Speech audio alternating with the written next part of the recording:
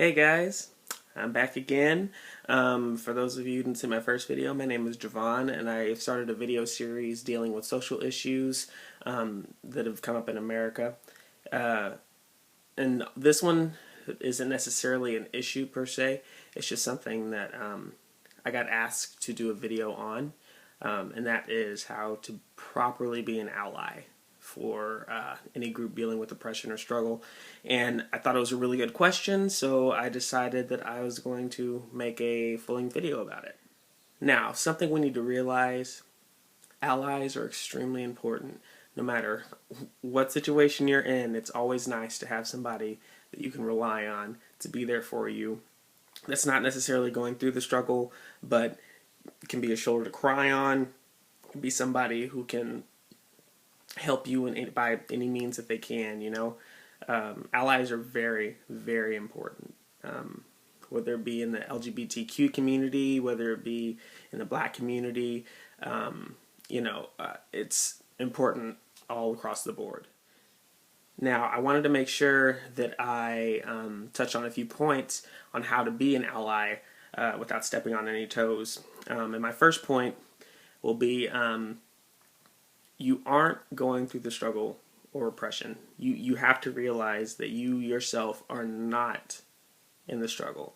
You're on the outside of it, looking in, understanding that it's wrong and that something needs to be done about it. So you take it upon yourself to act on that and to try to find justice for said culture. Okay.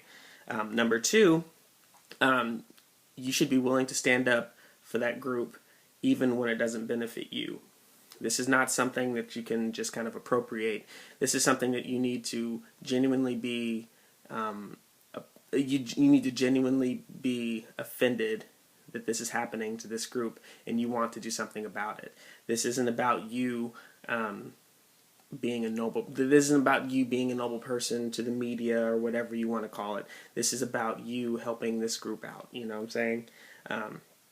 And three, you should be active in your pursuit of ending the oppression. Okay, you don't want to just stand idly by. You say you're an activist one time, and you just sit there and watch everything crumble. You need to play an active part in solving the problems. Now, it's not to say that you're going to be the one to solve the problems, but the more people there are to help with these problems, the quicker they will be solved. You understand? Four, immerse yourself in the culture, because there's no way you can do this if you don't actually know what's going on.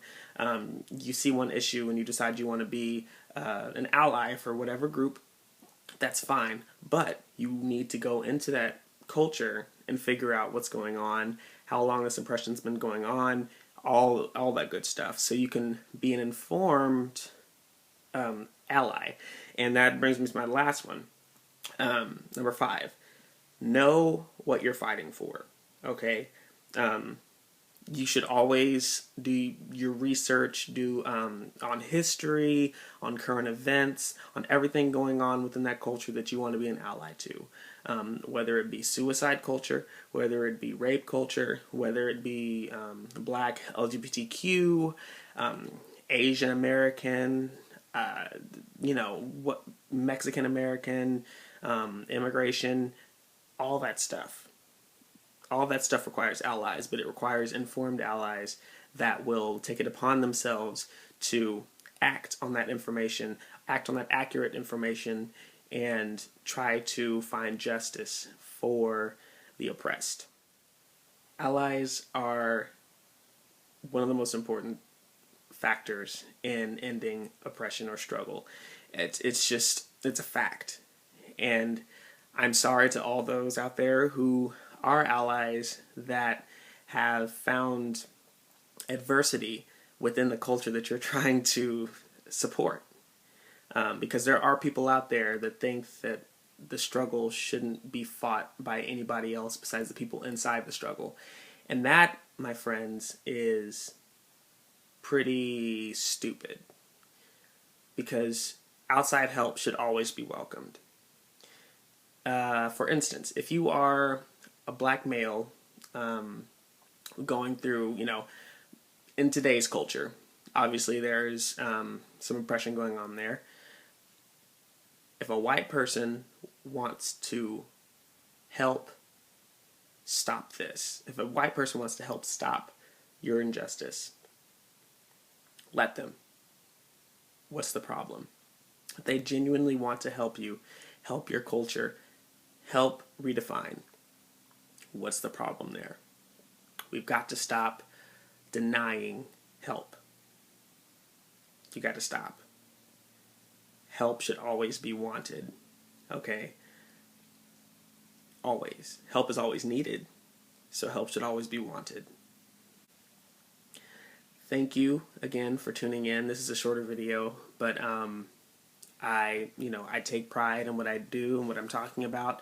So thank you for tuning in once again, and I'll hopefully see all of you guys next Sunday.